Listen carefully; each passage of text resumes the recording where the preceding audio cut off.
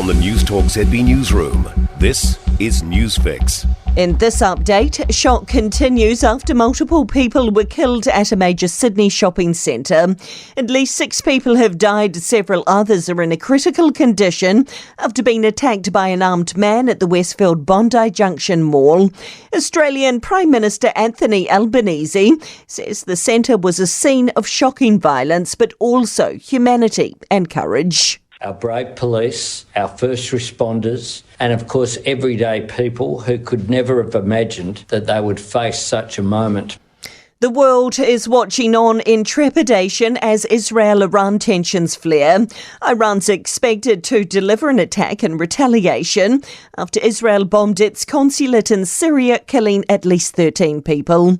Waikato University law professor Alexander Gillespie says Israel's likely to respond with overwhelming force should Iran attack. Israel is certainly not afraid of Iran. This could be used as a chance to neutralise any nuclear capability that Iran might be trying to build at the same time. The Prime Minister says New Zealand's relationships offshore are a top priority for his government. He's leading a business delegation to Singapore, Thailand and the Philippines, leaving today. Christopher Luxon says the region is one of New Zealand's most significant export markets. Southeast Asia is in particular a region that is more crucial than ever to New Zealand's prosperity and our security. There's concern for scientists as the government rolls out job cuts in the public sector. Ministries are looking to save costs of between 6.5 to 7.5% on average.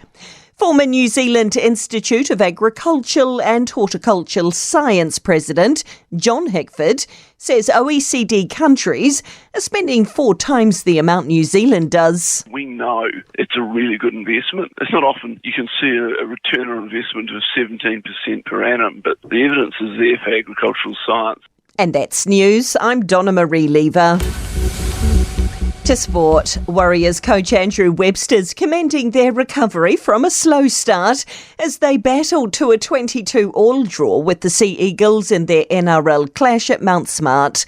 Meanwhile, under pressure, Rabbitohs coach Jason Demetrio insists it's business as usual despite another defeat, a 34-22 loss to the top of the table Sharks.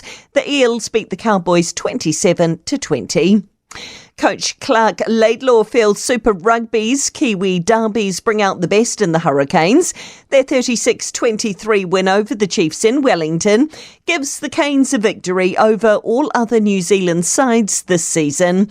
However, a 4th straight loss for the Highlanders, beaten 47-31 by the Rebels in Melbourne. A 2-all draw between Manchester United and host Bournemouth in football's Premier League. Manchester City have thumped Luton Town 5-1 to once again take provisional top spot. Newcastle thrashed Tottenham 4-0. And that's sport. For more news, listen to Newstalk ZB live on iHeartRadio.